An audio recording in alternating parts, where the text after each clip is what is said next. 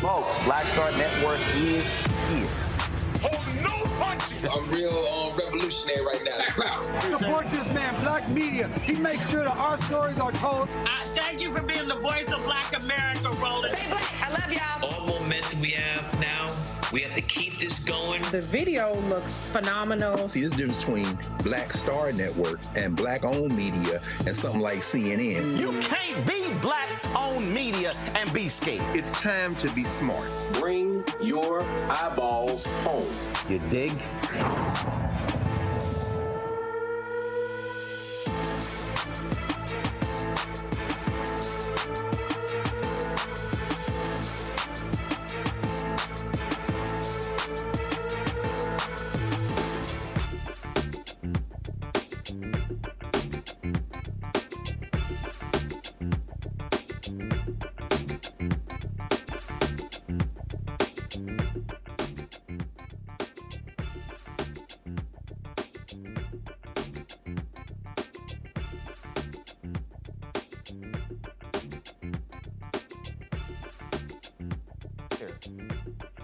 All right, folks, today is Tuesday, January 9, 2024. Coming up on Roland Martin Unfiltered, streaming live on the Black Star Network. Vice President Kamala Harris stopped in Atlanta today to participate in a roundtable discussion with community leaders focused on the fight for voting rights. Cliff Albright, co-founder of Black Voters Matter, was there, and he'll join us to tell us what happened. Democratic Congressional Campaign Committee vows to spend millions of dollars in the 2024 election cycle targeting African Americans and other minorities. Hundreds gathered to honor former Texas Congresswoman Bernice Johnson, who was laid to rest today, who actually, his funeral was today in Dallas. She'll be laid to rest tomorrow in Austin, Texas.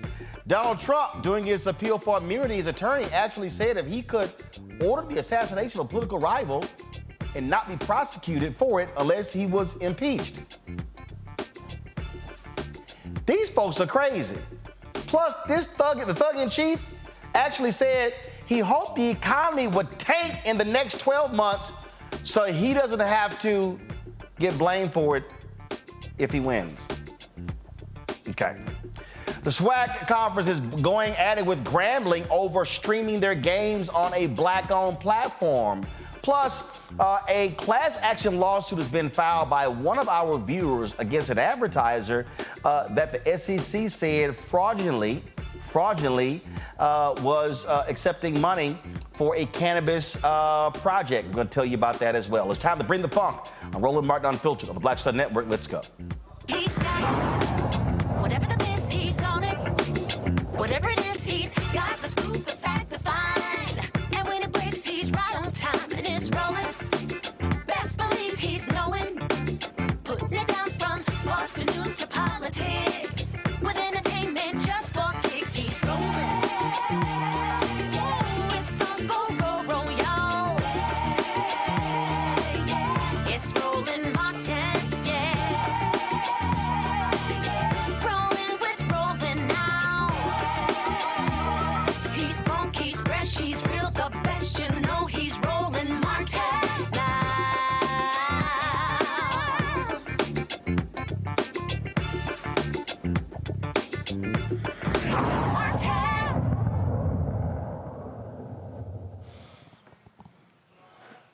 Vice President Kamala Harris was in Atlanta today, meeting with national civil rights leaders about the importance of voting. This is, of course, her leaving Air Force Two after it landed there in Atlanta. The conversation took place at the Gathering Place, and of course, which is a Black-owned establishment. They were there, again, talking about what really is one of the most crucial issues facing us today. You see right there, those were a lot of the photos that took place there. We had reached out to find out if they were going to be actually live streaming the event. We normally would be carrying that on Roland Martin Unfiltered, but they had not done so. But again, at that particular event, she was talking about, again, how critical this election is and what we actually are going to have to do to fight those who are trying to keep us from voting. Cliff Albright, co-founder of Black Voters Matter, was in that meeting. He joins us right now. Cliff, glad to have you here. I can tell you meet with the vice president because I can't tell you the last time you came on the show dressed in a suit and tie. So I'm like, did Cliff come from church? What's up? All right, so tell us what happened. Yeah, I had to put on my Sunday best. But, thanks for having me, Roland. Yeah, I mean, it was a good conversation, right? You had folks in the room, and it was a good combination of Georgia organizations, some of our friends and partners, folks like New Georgia Project and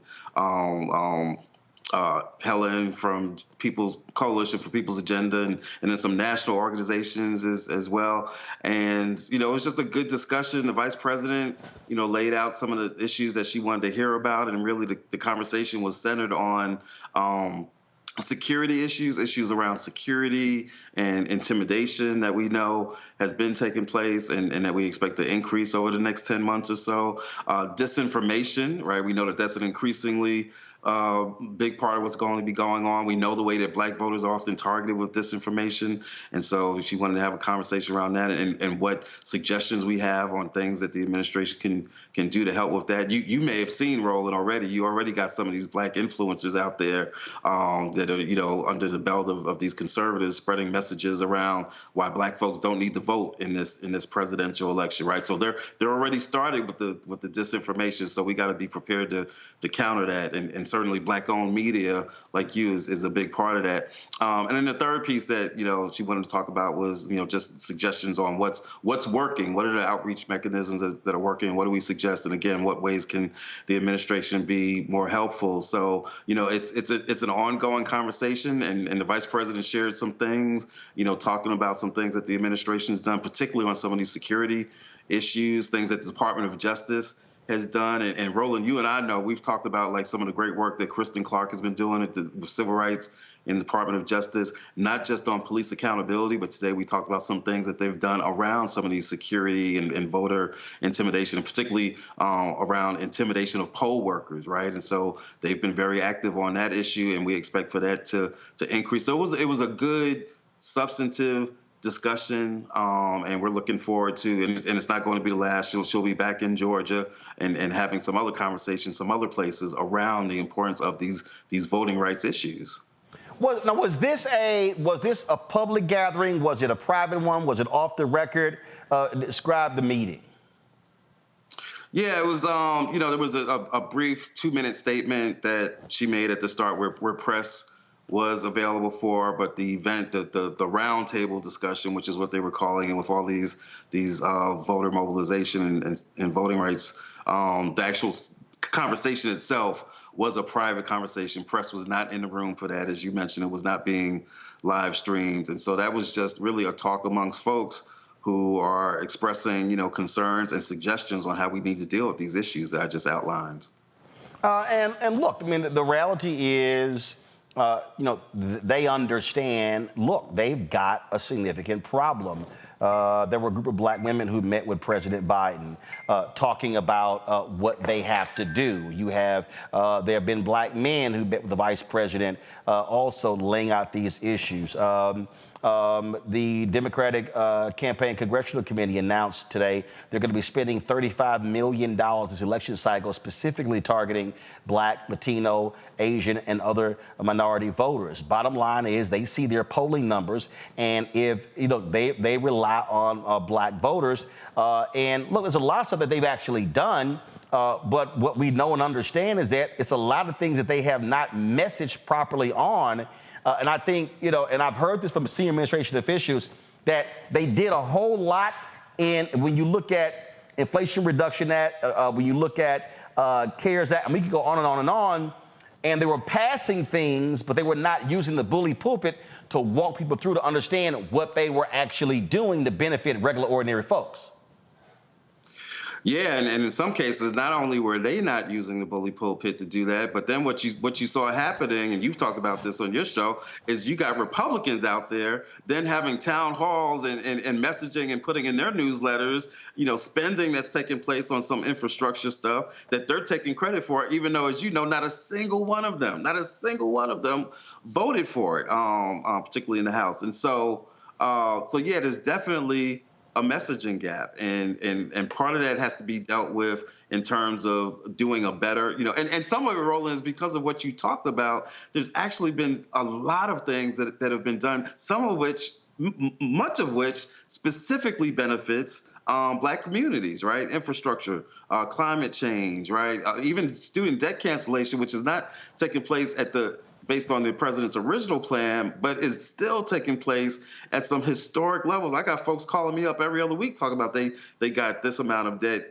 canceled, and that amount of debt canceled. And so some of it is because there's been so much that sometimes you can get lost just in the different things that have been done. And Democrats are really bad because they want to get into the policy and the nuances and all that. And, whereas the other side, oftentimes they're just real basic with their messaging. And so there's a messaging issue in terms of what is the message. There's also an issue in terms of how frequently it's put out there. How much are you touching Black voters to deliver these messages? And then, as you know, where are you delivering these messages? Are you delivering it in the right places? Are you delivering it on Black Star Network? Are you delivering it on other Black media? And so it's what's the message, how frequently you're doing it, and where are you doing it? And when they can really get focused on that, and then which other groups, which local groups are you supporting to help them deliver some of these messages, right? When they can really deal with those four issues,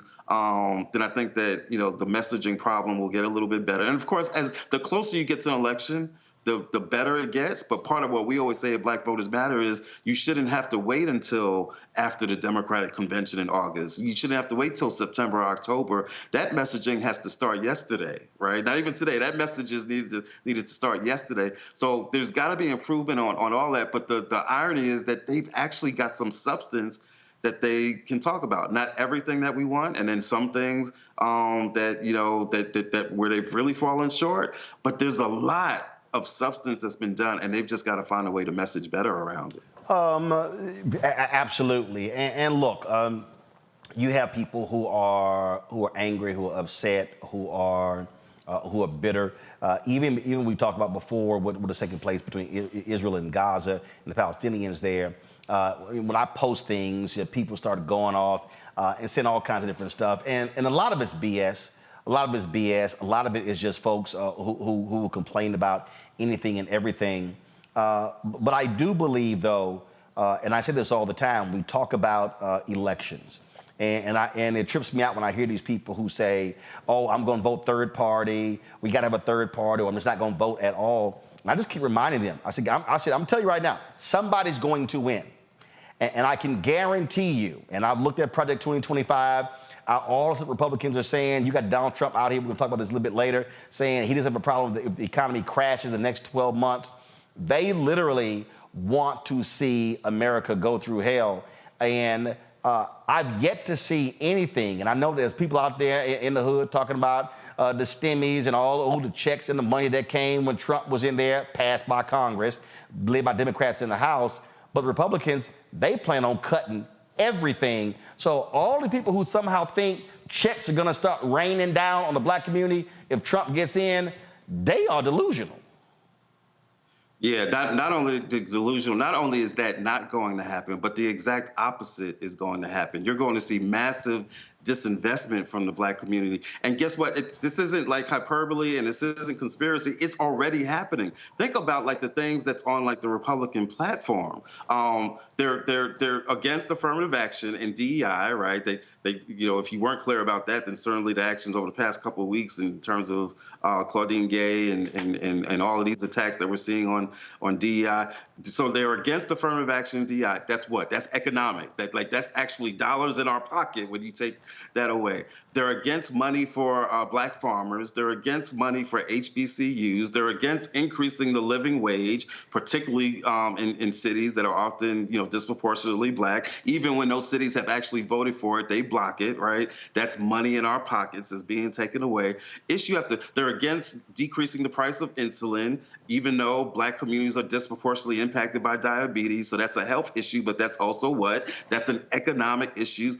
Issue after issue, these are economic issues that are impacting our pockets, our quality of life, yes, our rights, our civil rights, but also like our economic well-being. And so the kind of disinvestment that you're talking about, later for some stimulus checks, which, as you said, he wasn't even for, his party was against, and then when he couldn't stop it, then he says, oh, well, put my name on it. And then we get fooled into thinking that that's something that he actually made happen. So the levels of disinvestment that our communities will see, this is not a game. This is not a joke. And that's before we even get into the other issues around civil rights, voting rights, the attacks on Black history, the attacks on abortion rights, and all of these other issues. So whether you look at it from the economic perspective or whether you look at it from the social, civil rights, voting rights perspective, another 4 years of that would be absolutely disastrous. And those who say that, well, we made it through the first 4, they don't have an understanding of what,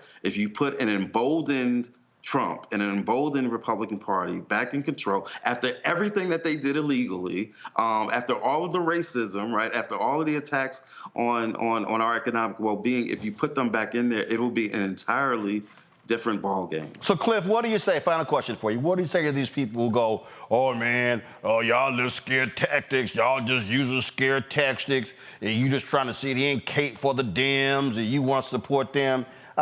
People say that stuff, and I go, oh, no. It's not a scare tactic. I'm telling you what the hell is going to happen. Right. I mean, yeah, it's not a scare tactic when it's facts, right? We talk about you got receipts, right? There's actual receipts on all this. So it's not a scare tactic. Now, with that said, I do agree with this. We can't just speak to our people from a perspective of how bad things can get. We can't just speak to our people from a perspective of just fear and being afraid. We've always got to speak to our communities around, all this is going on, and this is what their plan is, and this is what they did, and this is what they want to do. But guess what? We've got the power to change all that. We've got the power not just to keep the bad stuff from happening, but for fighting for an entirely different vision of what this society can look like, what our communities could look like, what our communities could look like with investment, with economic opportunities, with history, with education, with all these things, with police accountability. We've got to speak to our folks from a perspective of love and perspective of hope and a perspective of power, not conceptually, but in terms of like some real substance and some real issues. When we can have those kinds of discussions, then what our history shows is our people will respond. But it takes time to have those discussions. It takes work to have those discussions, and it takes resources to have those discussions. And I'll say this here, and we had on the brother who's the co-founder of the Black and Brown summit, the debate in Iowa. No Republicans are showing up to that. And here's the deal. Republicans don't call Black Voters Matter to sit down and talk about issues. And so when I hear these people say, well, they're all the same, well, I can tell you this here.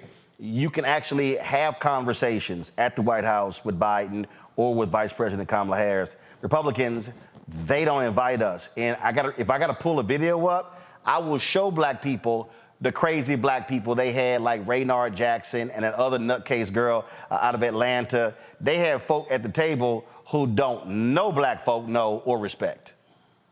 That's right. And at the end of the day, like you said, Roland, you've got to be able to have those discussions. You've got to be able to disagree with folks sometimes and be able to be in a space with them where you can tell them, look, we disagree. You got to be in a space with folks where you can tell them, look, you've done some good things, but guess what? We need you to do some more, right? And so that's part of what that's part of what accountability is like. It doesn't mean that you only support folks that are right 100% of the times, that are with you 100% of the time, that you never have disagreements with, but you've got to at least be in discussion so that you can have that accountability, so that you can call them in. I won't say call them out, but to call them in. And when you got some folks that are running on anti-blackness, you can't have that discussion.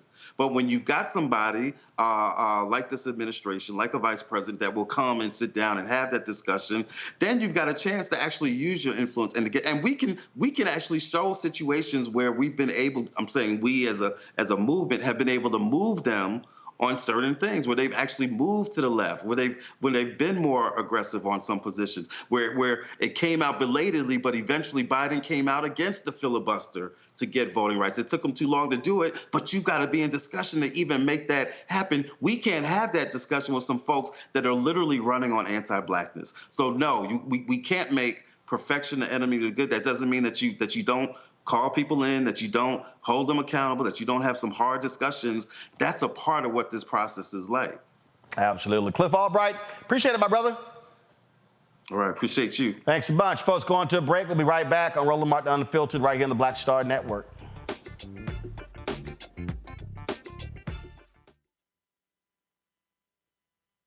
Next on The Frequency, we're talking Black women in fashion.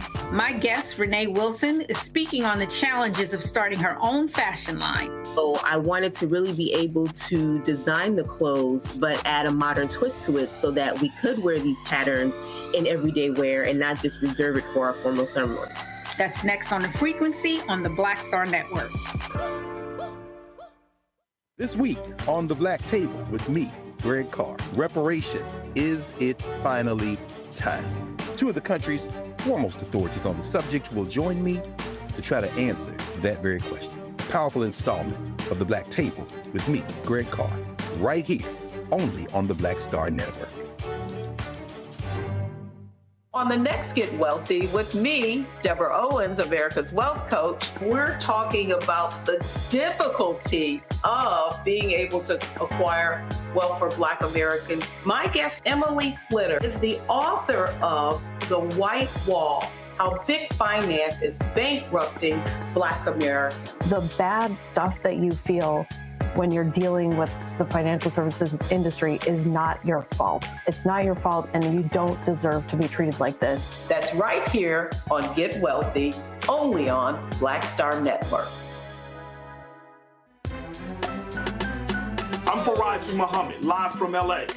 And this is The Culture. The Culture is a two-way conversation. You and me, we talk about the stories, politics, the good, the bad, and the downright ugly. So join our community every day at 3 p.m. Eastern and let your voice be heard. Hey, we're all in this together. So let's talk about it and see what kind of trouble we can get into. It's The Culture, weekdays at 3, only on the Black Star Network. I am Tommy Davidson. I play Oscar on Proud Family, Louder and Prouder. Right now, I'm rolling with Roland Martin, unfiltered, uncut, unplugged, and undamn believable. You hear me?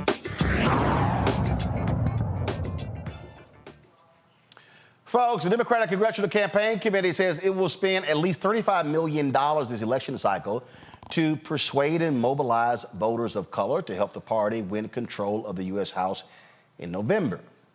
Of course, they are tasked with financing and helping Democrats win House elections. They've dubbed the effort to reach Latino, Black, Asian American, Pacific Islander, and Native Hawaiian voters as Power of the People. The investment includes research and polling, creating multilingual media, and organizing with local leaders. Of course, they will focus on a variety of areas. Let's talk about this with my panelists today. Glad to have them. Dr. Mustafa Santiago Ali, former senior advisor for environmental justice at the EPA out of D.C. Randy Bryant, DEI disruptor, also out of D.C. Glad to have both of y'all here. All right, so here's the deal, Mustafa. We talked about this obviously during the midterm elections in 2022. Now we're in 2024. You've got, of course, billions that are spent. In the last election, they said some $9 billion. It's going to exceed easily $10 billion this time. And we're talking about the presidential campaigns, gubernatorial campaigns, congressional campaigns, U.S. Senate campaigns. We're talking about state races. We're talking about PACs, environmental lobby, the pro-choice, anti-abortion. We can go on and on and on. And the reality is, what has historically happened is little dollars have been spent targeting African Americans, and there's sort of been the same messaging. The reality is you're now in a situation where you have to now micro-target. You're literally having to sit here and go, okay, how do we message to voters? Okay, voters 65 plus, they largely, who are black, largely identify as Democrat. Once you go 55 and under, that whole thing changes. And so you're gonna have to see a completely different election strategy to get out black voters and other voters. Yeah, without a doubt. You know, we know that, you know, the numbers that you mentioned, you know, the significance of the billions of dollars that go inside of these elections. The question becomes, how are we going to redistribute those dollars to make sure that we're reaching the spaces and places that, one, need them the most, and the people who are living inside of those communities?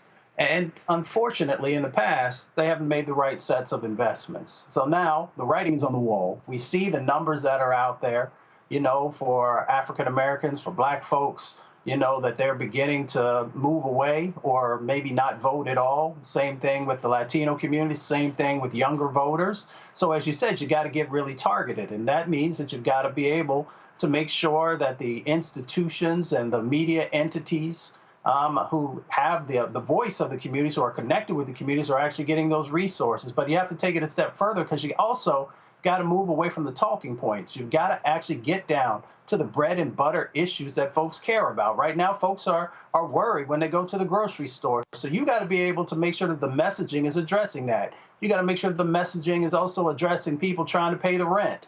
You got to make sure that people who got to ride the bus or the subway to work. So you've got to make sure that that pinpointed messaging is being done, but you also got to make sure that you're supporting those entities that have the trust of the community and will listen to the community so that you can get that message there. You know what, Randy, you have, and look, and I've said this before, and I'm going to say it again, on a lot of these campaigns, it looks like corporate America. You've got largely white folks at the top, sprinkle in a few people of color. And I've said before, if Democrats, if you really want to win, you better listen to black people, you better employ black people, you better fund black people, because at the end of the day, they're going to need every single vote. You've got a fired up right-wing base. I still don't believe independent voters are going to go for Donald Trump's BS, especially with the stuff that he's been saying. We'll talk about that in a minute. But the bottom line is the investment that has happened before, that investment simply will not work this year. Fat Joe had a comment when he says yesterday's price ain't today's price. Well, that's the same. They're going to have to spend a hell of a lot more money to get folks out. The old way of reaching black voters, that is gone. You cannot just pop into some churches, go to some civil rights organizations, and there you go. Nope, it ain't going to work. Absolutely agree with you. They need to throw out the old playbook entirely, like burn that thing. And I believe, just like what you said, is that there is no diversity when it comes to reaching diverse people. And that's quite sad. And I'm always shocked at the arrogance that some people think that they know black people even more than black people know themselves. And they will very just quickly speak up and say, this is how we need to reach black people. Well, how do you really know?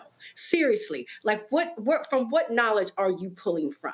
They're pulling from the old playbook. And so they need to recognize that we have a base. Our black people are much more involved in some ways. Thanks to social media, we are getting information all of the time.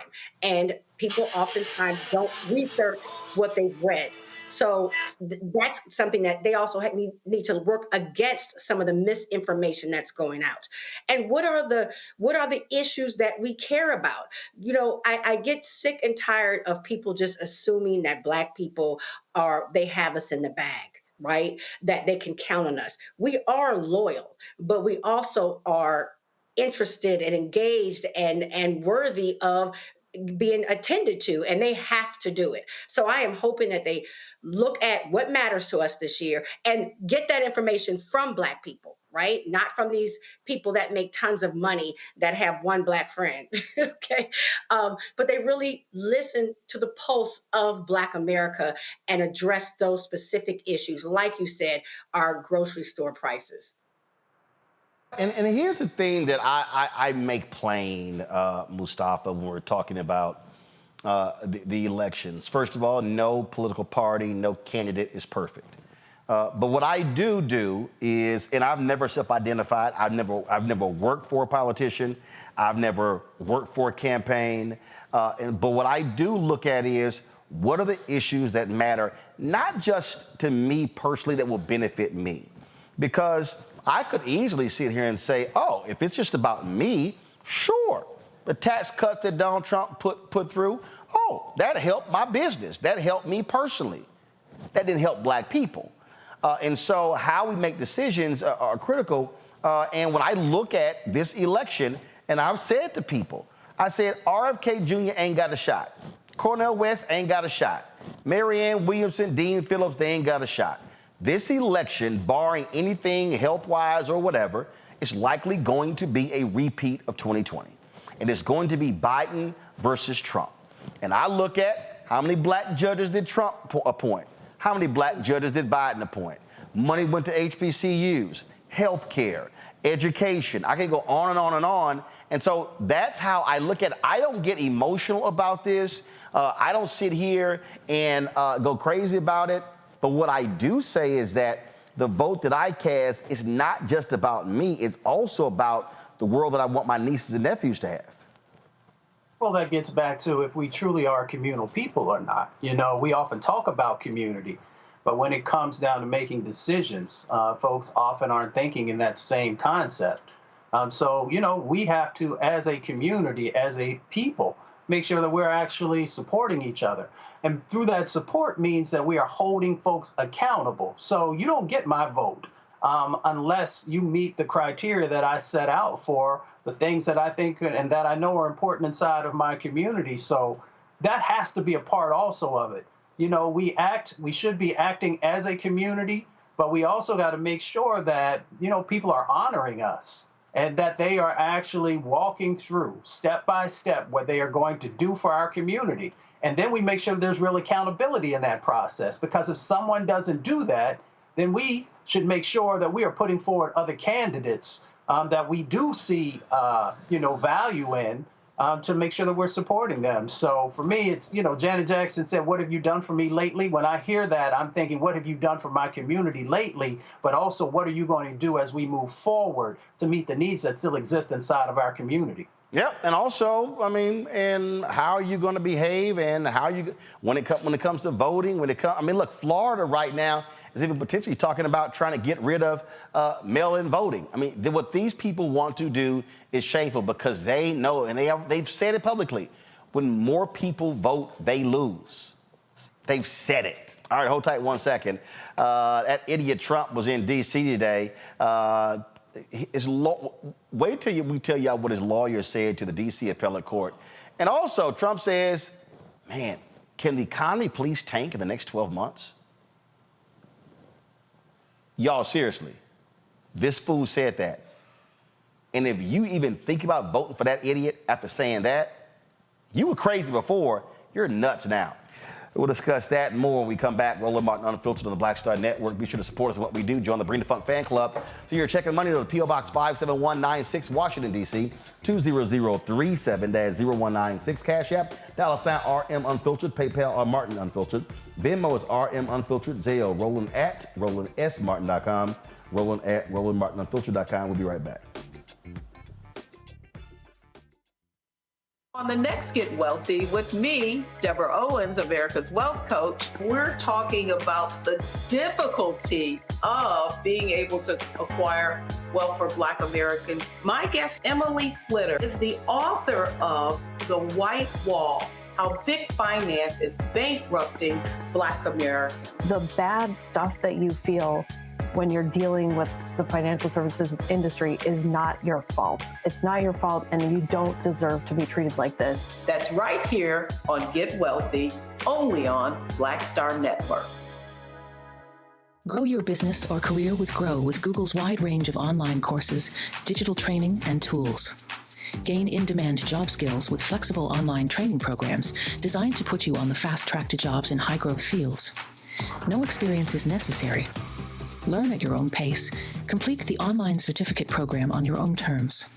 Stand out to employers, get on a path to in-demand jobs, and connect with top employers who are currently hiring. Take one professional career certificate program or all 6. Earn a Google Career Certificate to prepare for a job in a high-growth field like data analytics, project management, UX design, cybersecurity, and more. All professional career certificate programs must be completed by December 31st, 2024. Scan the QR code to complete the application. There are 1,000 scholarships available. Grow with Google and J. Hood and Associates. Be job ready and qualify for in-demand jobs. Farquhar, executive producer of Proud Family. Bruce Smith, creator and executive producer of The Proud Family, Louder and Prouder. And you're watching Roland Martin Unfiltered.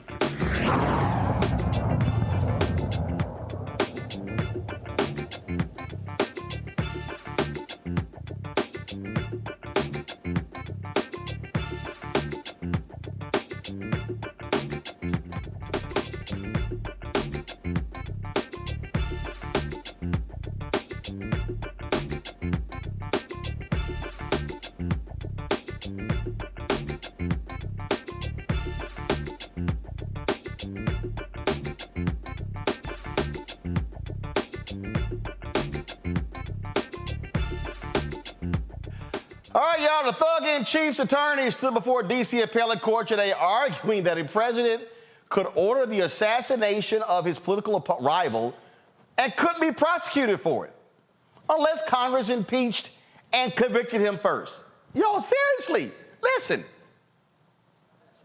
To assassinate a political rival, that's an official act in order to seal Team 6? He would have to be and would speedily be, impeached and convicted before the criminal prosecution. What if he weren't? There would be no criminal prosecution, no criminal liability for that? Chief Justice's opinion in Marbury against Madison and our constitutional provision and the plain language of the impeachment judgment clause all clearly presuppose that what the founders were concerned about was not. I asked you a yes or no question. Could a president who ordered SEAL Team 6 to assassinate a political rival who was not impeached, would he be subject to criminal prosecution?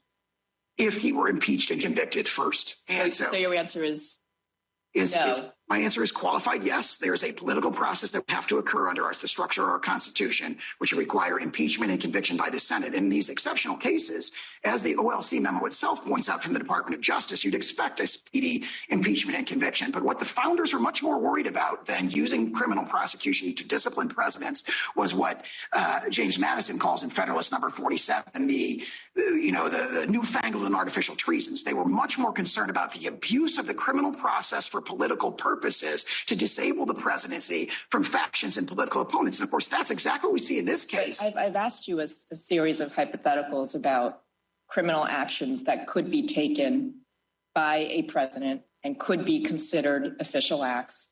And I've asked you, would such a president be subject to criminal prosecution if he's not impeached or convicted? And your answer, your yes or no answer is no. I believe I said qualified yes if he's impeached and convicted first. My question was, okay, so he's not impeached or convicted. Let's put that aside.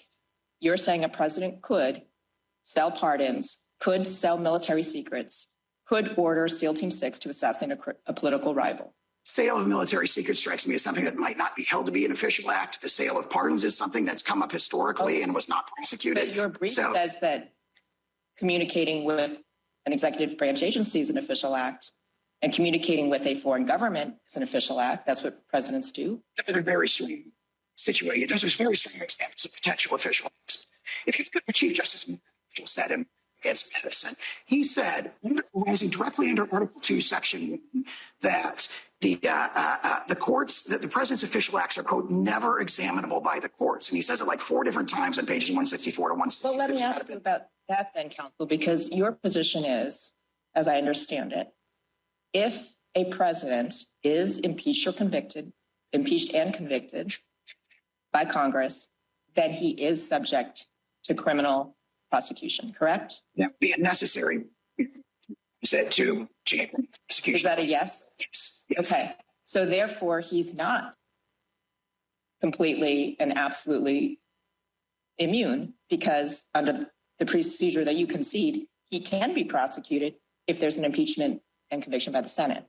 Very, very formidable structural check against the astonishing radical action of prosecuting a former president with official acts. But you're conceding that presidents can be criminally prosecuted under certain circumstances. Specifically, if they're impeached and convicted, I think that's the main branch of the impeachment judgment clause. And isn't that also a concession that a president can be criminally prosecuted for an official act? Because presidents can be impeached for official acts. Under those unique circumstances. Correct. But given that you're conceding that presidents can be criminally prosecuted under certain circumstances, doesn't that narrow the issues before us to can a president be impeached? Can a president be prosecuted without first being impeached and convicted? All of your other arguments seem to fall away. Your separation of powers arguments fall away. Your policy arguments fall away if you concede that a president can be criminally prosecuted under some circumstances. I really hope y'all understand that what these fools are actually saying is this man can do whatever the hell he wants to do. You've heard him praise dictators. That's exactly what he wants to do and will do if he gets back to the Oval Office. All right, so he had an interview last night with the shameful, despicable, used to be sane Lou Dobbs, who now has a new show on the My Pillow Dudes channel. That's called Really Crazy, after Lou got fired from Fox Business. Listen to what Trump said when it came to what he wants to happen to a booming economy right now. What he wants to happen in the next 12 months. We have an economy that's incredible. We have an economy that's so fragile. And the only reason it's running now is it's running off the fumes of what we did, what the Trump administration. It's just running off the fumes. And when there's a crash, I hope it's going to be during this next 12 months, because I don't want to be Herbert Hoover. The one president, I just don't want to be Herbert Hoover. He actually said, man, can this economy please crash in the next 12 months so it doesn't happen when I'm president? Here's what I crack up about Randy. So he talks about how it's running on the fumes of him. Dude, Obama handed you a great economy. You tanked it. Then, of course, when COVID hit, his reaction was abysmal. We've been digging out of that particular grave. But the fact that anybody would consider, I mean, this is how nutty and crazy the Republican Party has become. This man has mocked John McCain, who had his shoulders and arms broken as a POW. He is saying, I hope the economy tanks. So damn all y'all and your 401ks and your jobs and everything, please tank before I get in there, because I don't want to have to deal with it. All of this is disqualifying, but for Republicans, hey, he's great. He's a maniacal egomaniac, and he only cares about himself. He only cares about himself, and he has always made that clear. And what just continues to boggle my mind is that there are so many people who praise him as he praises himself. He has no regard for America. He doesn't care about this country. He cares about himself. And it is terrifying that we're actually having hearings to say, can this man get away with anything? I mean, that is what they're arguing, and people are not alarmed that this man wants the right to basically do whatever the heck he wants to do and not in any way face any charges. If that doesn't frighten people, I don't know what's wrong with them. I mean, let me tell you something. I would love to have somebody love me the way that people love that man, because it's just blind love. Like, he could do whatever and they still care. I mean, just the simple fact that they look at his hair, that should make him done. But when he speaks, and he uses that word incredible so much, his vocabulary is incredibly limited, because incredible is, he uses it in every instance. He just makes me sick. He just makes me absolutely sick. But here's the deal. I mean, and this is why I say, Mustafa, to any fool who says, yeah, I ain't gonna vote, I don't like what's going on, that's the fool who Republicans want in huge numbers. And that is a danger to everyone. Well, especially to our folks, we got to make sure, one, that we're reading, and two, that we're looking at the real numbers that are out there. When you have someone who says that they would like to have the economy crash by something like that, and of course we know it's our communities. We know that he's not great at fiscal policy. He's not good at economic policy. All you have to do is take a look at the difference between this administration and the former administration. This administration has created significantly more jobs, even after coming out of COVID. So, we just got to really get strategic, but we also got to educate ourselves on these folks who continue to want our vote and just figure out who is it who actually will be more beneficial to our community. Not by any means will they ever be perfect, and we have to continue to push them. But this man would be devastating for our community. If we think that food prices are high now, allow the economy to crash. What do you think is going to happen? If you're having a hard time being able to find a place to live, to either be able to buy a house or even to be able to find an apartment, what do you think is going to happen if the economy crashes?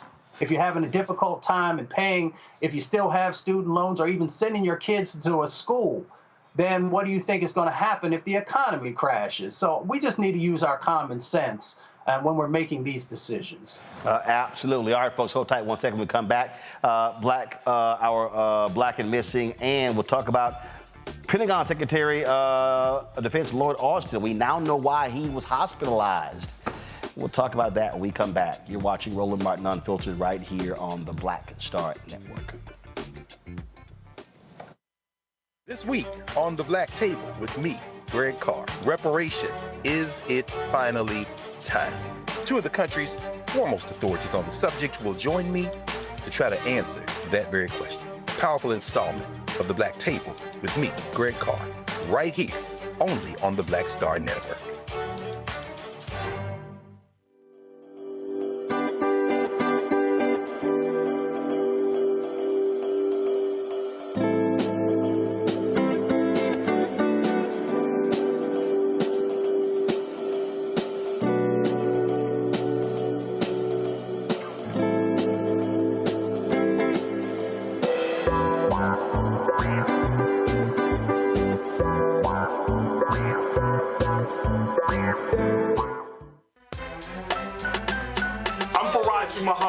From LA. And this is The Culture. The Culture is a two-way conversation. You and me. We talk about the stories, politics, the good, the bad, and the downright ugly. So join our community every day at 3 p.m. Eastern and let your voice be heard. Hey, we're all in this together. So let's talk about it and see what kind of trouble we can get into. It's The Culture. Weekdays at 3, only on the Black Star Network. This is Essence Atkins. It's the Love King of R&B, Raheem Devon. It's me, Sherry Shepherd, and you know what you're watching. You're watching Roland Martin Unfiltered.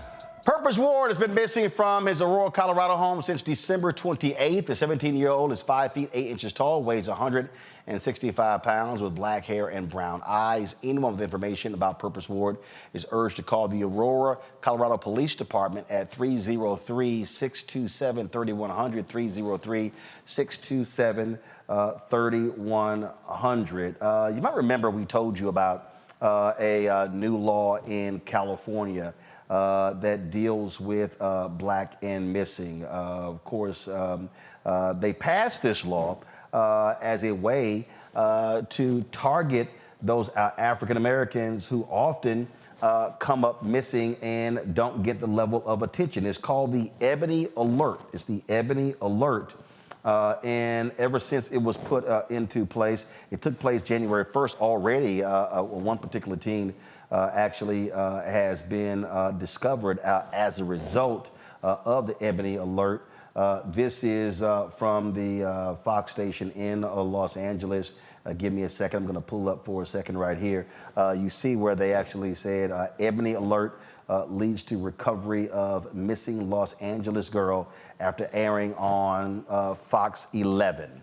And so this is it here. Ben Crump actually had posted this on his Twitter page. And so, of course, we appreciate California lawmakers who actually passed that particular law. And again, black women and girls make up 18% of missing cases every single year, despite accounting for only 7% of the population. And it was Stephen Bradford, former state senator, who actually made that possible. And so certainly glad that took place. Folks, we now know why Defense Secretary Lloyd Austin was in the hospital. According to a statement from Walter Reed National Military Medical Center, Austin is being treated for prostate cancer. The statement revealed that the cancer was discovered in early December, quote, as part of Secretary Austin's routinely recommended health screening. He has undergone regular prostate-specific antigen surveillance, that's PSA.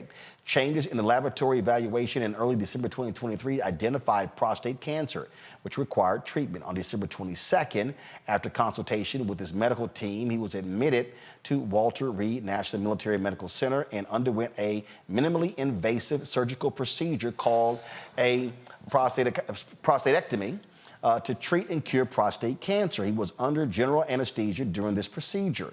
Secretary Austin recovered uneventfully from his surgery and returned home the next morning. His prostate cancer was detected early and his prognosis is excellent. The statement goes on to describe the complications Austin experienced on New Year's Day that resulted in him being admitted again and placed in the ICU for close monitoring. Now, it wasn't until today that President Biden was aware that retired General Austin, had prostate cancer. Mustafa, I want to start with you. I understand Lloyd Austin, brothers, 70 years old. I understand the desire for privacy. But there is no way in the world you can be the Secretary of Defense and be diagnosed with cancer. And the president just finds out today. We're going to go with Mustafa in a second. Randy, I'm going to go to you. You know, I'm not that surprised. I believe that within our community, we are very private more than others about health matters, particularly Black men in our community. If I just even think about the Black men in my family, getting, your loved ones to go to the doctor even is a struggle. And I don't know from where that comes. I know there's certainly, some distrust of the medical community as a whole, understandably. So yes, it's something that we should know, but I'm not surprised that he held that information close to his chest. And again, I understand all of that, but he ain't me. He's not you. Right. Okay, he is arguably, if you want to talk about important cabinet positions, this is likely number one.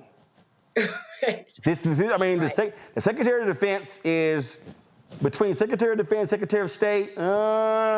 You could say it's a toss-up. But I dare say this is one of the two most important positions of any administration. And again, you got to be more forthcoming. And you've got to have procedures in place. The White House has reminded all cabinet secretaries that there is protocol here. If they are incapacitated, that it has to be followed. And again, I understand this desire for privacy, but I think this was a mistake on the part of Secretary Lloyd Austin, a man who I deeply admire, greatly respect. This was a mistake. It was a mistake. And you see when, tragic things happen like that, I'm sure the news took him and his family off guard and set him back a bit. He forgot he became human, fully human. And so it was a mistake. I'm hoping now that he very much U-turns and uses this as a teaching moment, particularly for the Black community, since, 1 in 6 Black men will be diagnosed with prostate cancer, which is much higher than 1 in 8 of the majority culture. So I am hoping that he now will take the time to not just make us aware of his diagnoses, but to educate all of us and to ensure that Black men become more, open about what's happening and go to the doctor and speak about it. And even he could actually speak about his reticence to share his diagnoses. And, that could be a talking point to, move all of us further along. So hopefully there will be some get back with his fallback. Absolutely. And so, again, I hope, of course, our prayers go to him and his wife as he recovers from prostate cancer as well. And so we certainly appreciate that. Folks, today in Dallas, hundreds filled Dallas's Concord Church to honor former Congresswoman Bernice Johnson. She died on New Year's Eve at the age of 89. She was remembered as the first registered nurse ever elected to Congress, the first black chief psychiatric nurse at Dallas's Veterans Affairs Hospital, and the first black woman to chair the House Committee on Science, Space, and Technology. She also led the Congressional Black Caucus as chair, but her grandson remembered her as being Granny. A few things that I want to share with you guys about my grandmother. I am Dorrance Kirk Johnson II. I am the oldest grandson of Bernice Johnson, and I'm so proud to be her oldest grandson. One thing about Granny is that she had a very, very good way of never, ever letting me, David, or James think that we were the favorite grandson.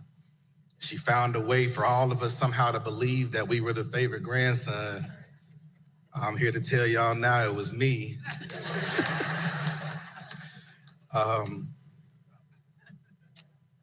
want to talk about her influence and the way that she influenced my family and me and the way that we see and think and the way we treat people.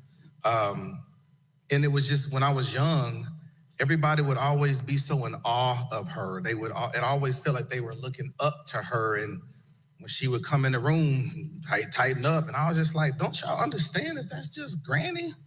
She was my grandmother, my granny. And so when I was so young, it did not make sense to me, but I understand now. I get it now. And so when I was a child, I thought like a child, but I've lived this life and I've seen her through all the things that she's done. I'm not a child anymore, and I can see it, I can feel it, I can taste it, and I miss it. And I want it back.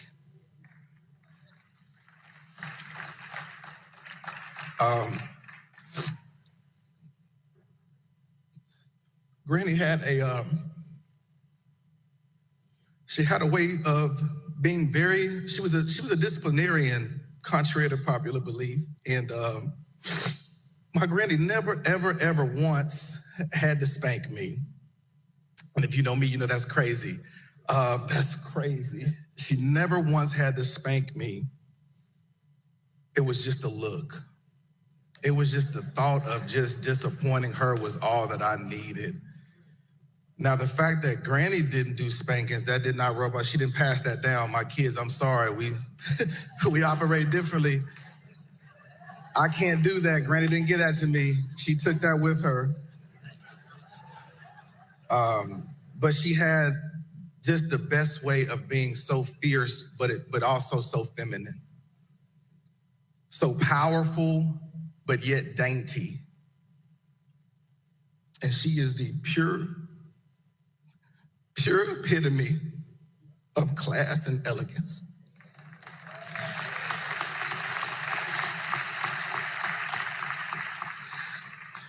She was a champion of education. She made sure that we always got our books. It was huge. And she has 3 grandsons, college graduates, and I know she's proud of that. And she influences my children and my daughters. And she gave my daughters a true role model to look up to.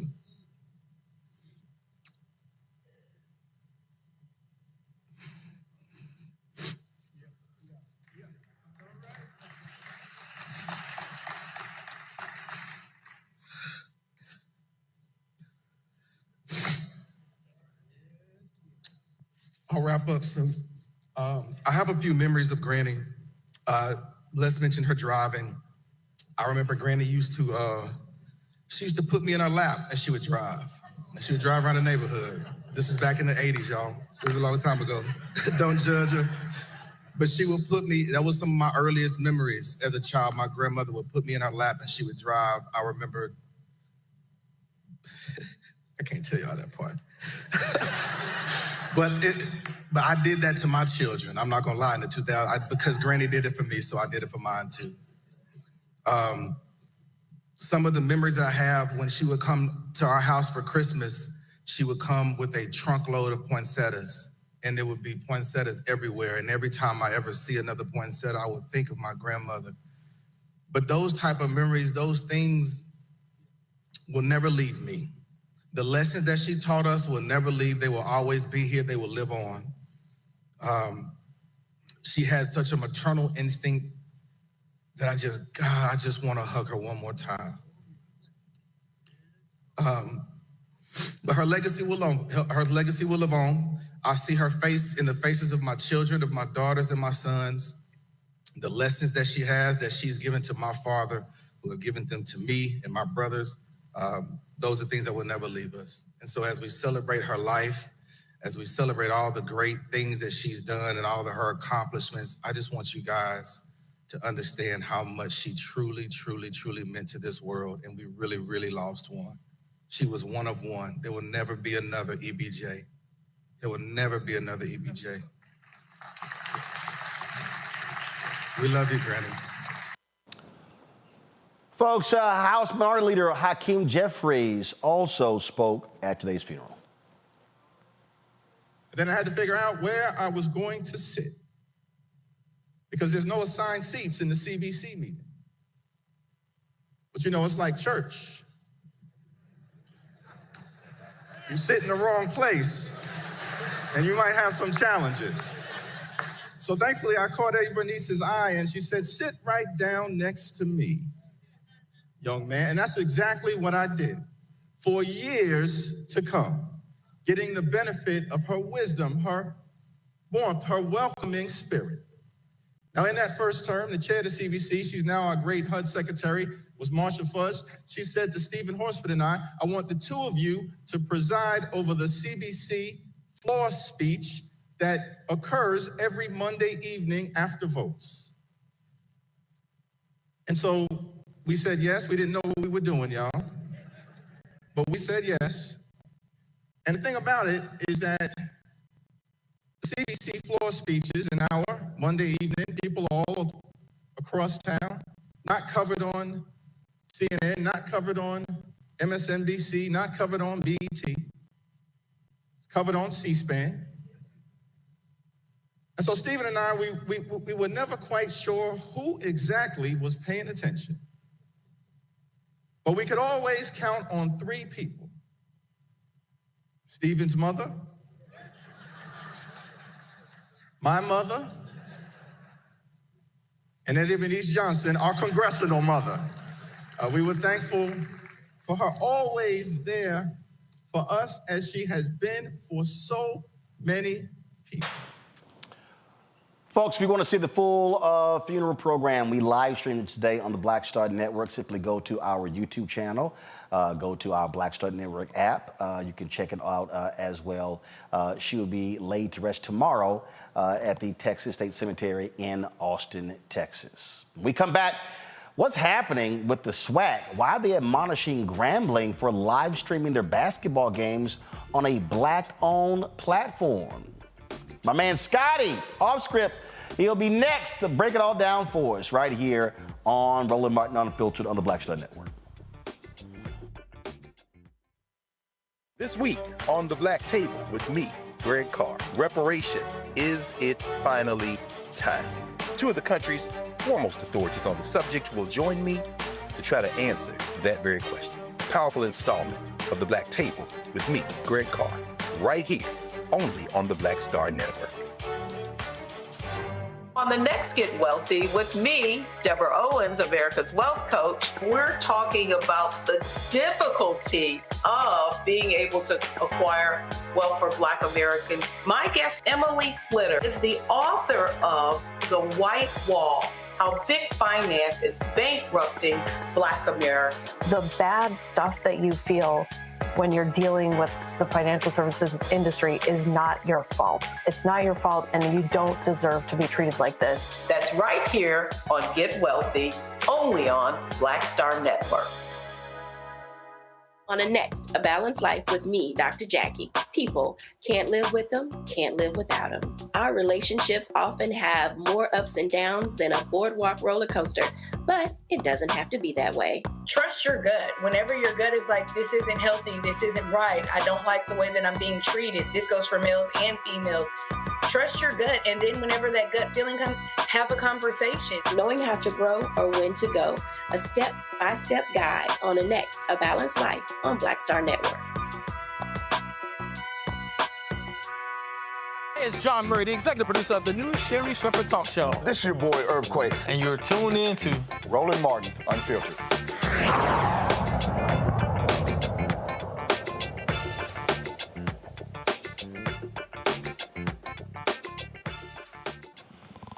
All right, folks, there's drama in the Southwestern Athletic Conference. The SWAC, they are trying to crack down on schools, namely Grambling, streaming their basketball games. SWAC Commissioner Dr. Charles McClellan sent this letter to Grambling State University's interim president, Dr. Corrine Walton, informing her that the university will be sanctioned if the school's basketball games are streamed on the Black-owned platform HBCU+.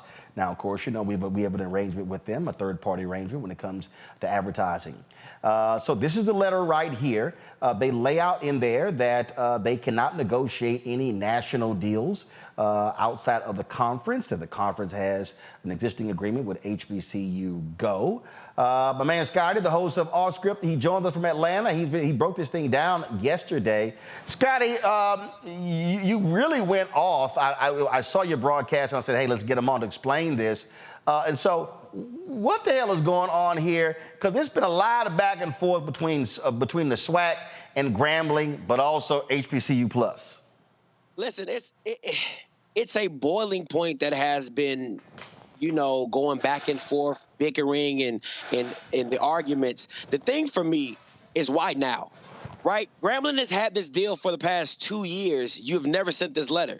You haven't sent any. You haven't sent any letters about striking them or taking away their funds or, you know, banishing them from getting distributions from the conference. But now all of a sudden, their head guy, their chancellor, their president, who is a former lawyer, he leaves and goes to the ULS system. They have an interim in place, and then you slide this letter to the interim saying, hey, we need you to stop production with HBCU League Pass on a national platform.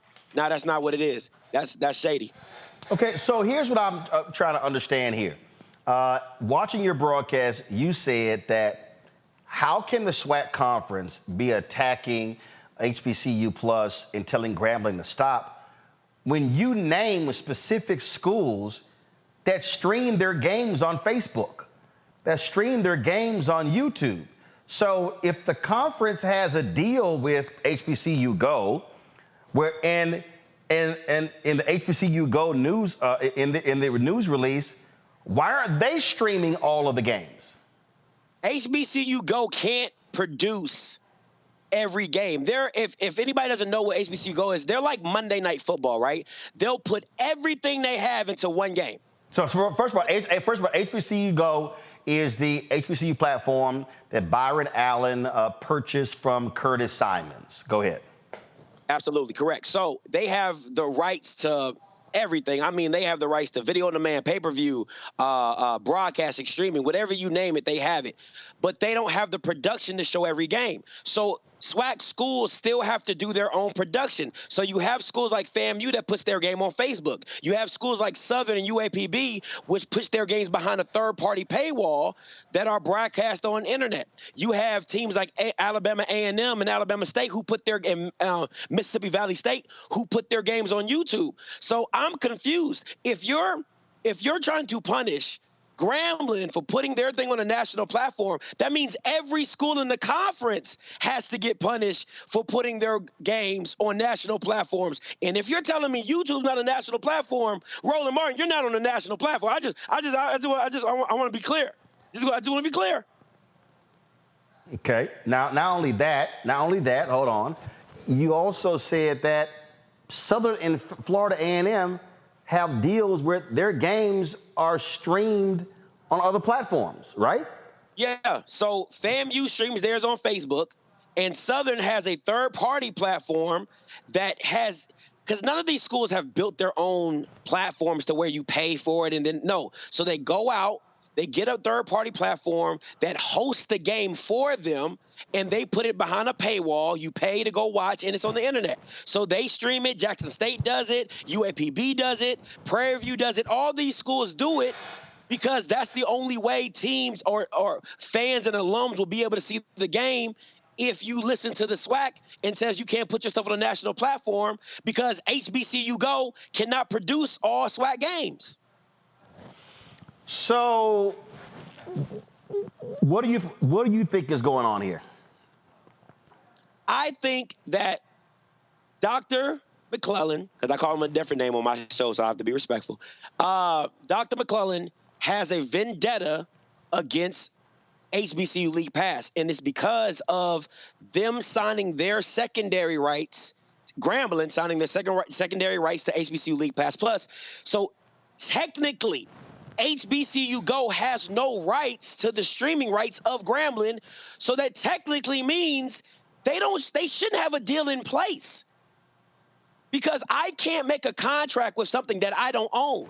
And the SWAC does not own Grambling streaming rights. They have, if anybody knows what the Florida State and the ACC thing is, because Florida State has a grant of rights. The SWAC does not do that. The SWAC in their bylaws does not have a grant of rights passage in their bylaws. So technically, Grambling owns them, and they can do as they see. That's why you see other teams and other schools do the same thing about putting it on YouTube, putting it on Facebook, putting it on any third-party platform that is able to show their game. Well, that's why, I mean, last year, for the longest, the Grambling Prairie View football game has never been broadcast. Well, then all of a sudden, a deal was struck, and the promoter, Al Walsh, allowed the game to be broadcast and streamed. The SWAC, and again, I read the letter, but when you talk about who negotiates deals, the Grambling Southern game, the Bayou Classic, the SWAC does not negotiate that deal. In fact, Grambling and Southern, people don't even know this, Grambling and Southern pay NBC to air the game. So when the SWAC says that only they can negotiate contracts with national outlets, you don't negotiate the Bayou Classic. And it's a conference game, Ro. That's right. It's a SWAC conference game. Conference game. So wait a minute. The Prairie View Grambling game, the State Fair Classic in Dallas, is a conference game. So once again, now you're getting in the ramifications of, if you punish Grambling for this, that means there's a widespread of violations that have to come down over the entire SWAC. And you're already in litigation for interfering with the HBCU plus deal. And now you're just adding more fuel to the fire of them to say, you're still interfering with our deal. And the way they responded to the letter, oh, magnifique. I mean, the lawyers for Grambling come back and say, hey, if we're violating something, show us in your bylaws. Cite your bylaws and tell us what we're doing wrong. And they CC'd all the presidents and chancellors and say, hey, if we also get violated, then all of them should get violations, because we're all doing the same thing. Questions from the panel. Mustafa, you first. Yeah, so Scotty, thanks for everything you do, and thanks for bringing this forward. So are we moving toward litigation, or do you think that they'll find some way of resolving this issue?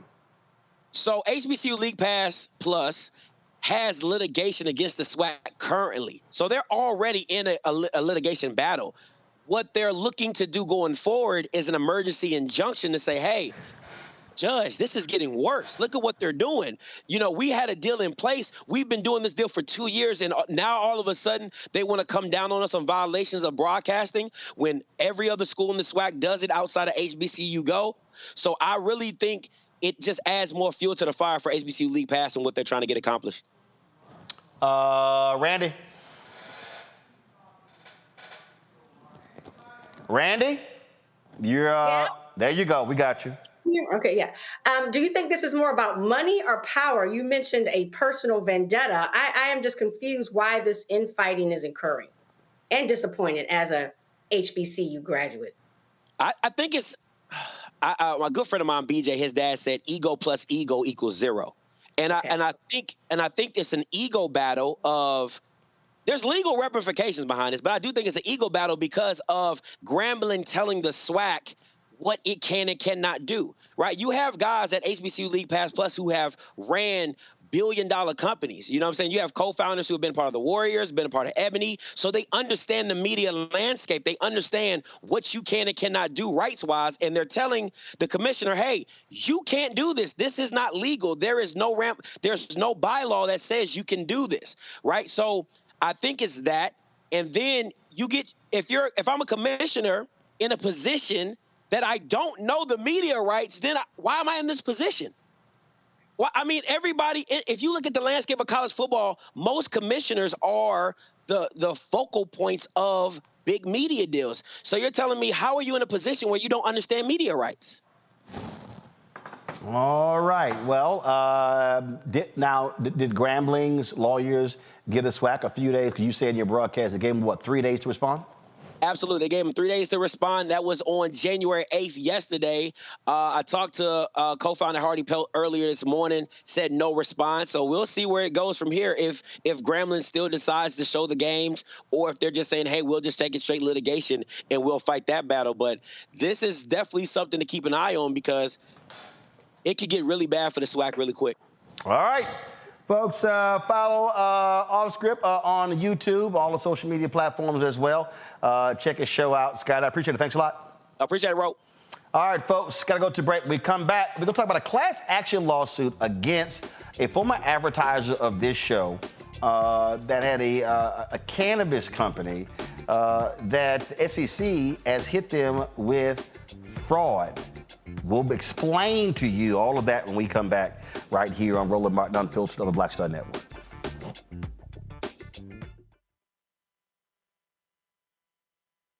Next on The Frequency, we're talking Black women in fashion. My guest, Renee Wilson, is speaking on the challenges of starting her own fashion line. So I wanted to really be able to design the clothes, but add a modern twist to it so that we could wear these patterns in everyday wear and not just reserve it for our formal ceremonies. That's next on The Frequency on the Black Star Network.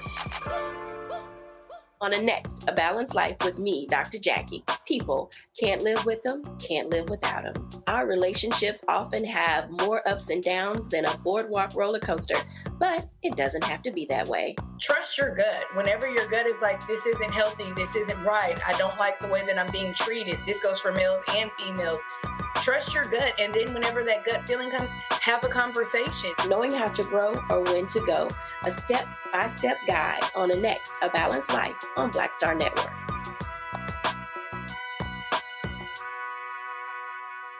Grow your business or career with Grow with Google's wide range of online courses, digital training, and tools. Gain in-demand job skills with flexible online training programs designed to put you on the fast track to jobs in high-growth fields. No experience is necessary. Learn at your own pace. Complete the online certificate program on your own terms. Stand out to employers, get on a path to in-demand jobs, and connect with top employers who are currently hiring. Take one professional career certificate program or all 6. Earn a Google Career Certificate to prepare for a job in a high-growth field like data analytics, project management, UX design, cybersecurity, and more. All professional career certificate programs must be completed by December 31st, 2024. Scan the QR code to complete the application. There are 1,000 scholarships available. Grow with Google and J. Hood and Associates. Be job ready and qualify for in-demand jobs. Carl Payne pretending to be Roland Martin. Holla! You ain't got to wear black and gold every damn place, okay? Ooh, I'm an alpha, yay. All right, you're 58 years old. It's over. And you are now watching Roland Martin Unfiltered. Uncut, unplugged, and undamn believable.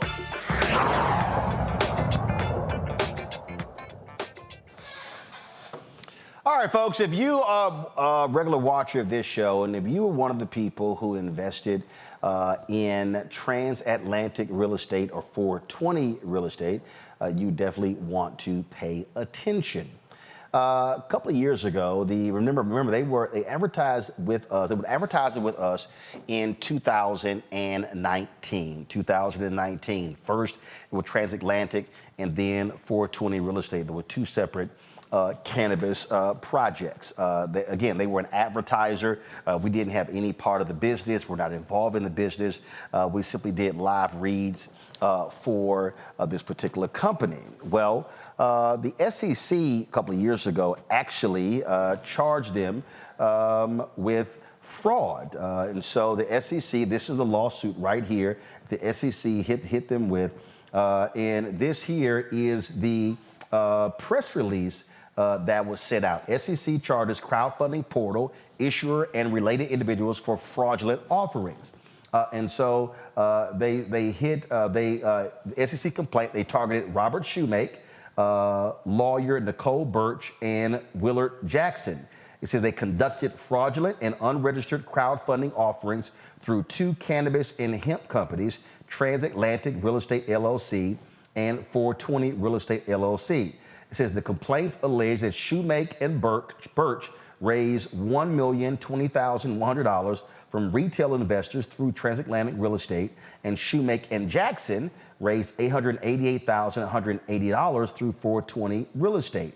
It says Shoemake, Birch, and Jackson allegedly diverted investor funds for personal use rather than using the funds for the purposes disclosed to investors. They also targeted the crowdfunding portal True Crowd and its CEO Vincent Petrescu. And so that was the SEC action that was right there. So let me unpack for you how that even began to happen. So it was around January 2020 when I had reached out to our accounts payables. I said, who owes us money? Well, they owed us money for 4 months. And I said, well, we're not doing any more ads if you still owe us money. And so what then began to happen, I began to ask questions of Robert Shoemake as well as Willard Jackson. Again, there were two different entities, Transatlantic as well as 420. And so began to ask them a series of questions. I did not like the answers. I was getting a runaround. I was getting from Shoemake, oh, well, we can pay you with a new campaign for the old campaign. I was like, hell no, ain't gonna be no new campaigns when you still owe for the old campaign. And so this was going, so this was January 2020, and it goes into February, it goes into March, and it goes into April. And so what then began to happen was, and so again, we're sitting here watching this whole thing play out, watching this and not getting answers. And so when I started getting the answers that I was getting, I did not like the answers that I was getting because, frankly, they were not making any sense to me. And so I then began to press them further. I began to ask more questions, to begin to demand more answers. And as that continued, well, it kept going and going. And then it just simply wasn't making any sense to me. And so I think we got down to, it probably was around May or so. Yeah, it was in May where, because I was getting text messages from Robert Shoemake, and again, wasn't making sense. I began to put pieces together. Now, here's the whole deal. When you let a journalist start operating as an investigative reporter, then you're gonna have a problem. And so I would never forget, it was like a Thursday, and I'm sitting here looking at these text messages and these emails, and I'm like, this stuff is not making any sense. And so what then was a Friday night, they had a company called Banji, it was B-A-N-G-I. They were sort of this parent company. And on the board of Banji was Matthew Knowles, who was, of course, Matthew Knowles, Beyonce's father, Hill Harper, Ray J was supposedly an advisor. And so I called them. It was like midnight. It's like they had no idea what the hell was going on. Talked to Hill, talked to Ray J. Matthew called me the next day. Matthew had invested $100,000 into the company. They couldn't account for the funds. And so that weekend, I'm all of a sudden doing research. So then I find out that Nicole Birch, she own the company and then takes it over. So I track her down and then begin to call her on the phone. So I'm now sensing, you know what? This stinks. But I gotta be able to put stuff together, so I then begin to send the emails, go to my iPad. And so this is what you see. So I then begin to put together, and I begin to email all these different people and who are on here, and I begin to hit them. So as you see right here, you see, answers, or you see Matthew Knowles, you see Hill Harper response, you see me telling Robert Shoemake his answer was 100% bullshit. I said, you text me about the shield, you lean on the alpha shield, now you're hands off, this is foul, and I remember all of this. And so I'm hitting all of them. Now I'm asking questions. Now you see right here, me breaking down, so you see him saying, oh, the people who invest in Transatlantic, they're gonna have their money converted to Bungie stock. And then you see this, and then you see him saying Nicole Birch is the owner and CEO who controls Bungie. She disbanded on the board, blah, blah, blah, blah. And so then you see me ask these questions. Who owns Bungie? Who controls Bungie? Is Nicole Birch the CEO? Robert, what is your former role with the company? Is Neil Parson the chairman and CEO? I began asking about these board members. And then he had this other crowd fund, Green Growth. I said, is Nikita McAllister COO of Green Growth? Is she your sister and senior pastor of a church in Rhode Island? I see the Ebony Foundation cancel a cannabis conference for April 27, how they related to Bungie. I start going through all of this and begin to put all of these things together. And then you see me right here and I say, Robert and Willard, I am pissed, not because you owe me $60,000, because you use my platform and viewers to raise money for this crowd fund and clearly aren't answering questions of the folks who have invested. Now I have more questions. I said I went to marijuanastock.org and scrolled to the bottom and saw all of the folks who have been trying to get questions and answered for months about their investment. I just talked to Ray J. He said that you showed him a long list of individuals who gave $200 and up to invest. These are folks who are viewers, black folks, hardworking black folks. My retired parents invested $200. Ever since we stopped doing ads for January for non-payment, you've been trying to get me to do a new crowdfunding campaign. And so I'm hitting, again, all these questions. Well, let me tell you what happened. And so then what then happens is, so Willard Jackson was one of the owners of Ebony Magazine. Well, then the people who owed their debt took over. So Blueprint Capital, Jacob Waltauer, they then began to start looking into the transactions. So basically what was happening is they were seeing that money from this crowd fund was being used to pay Ebony bills. Yeah, so I then began to communicate with Jacob. Jacob and his team alerted the SEC. So the SEC launched an investigation.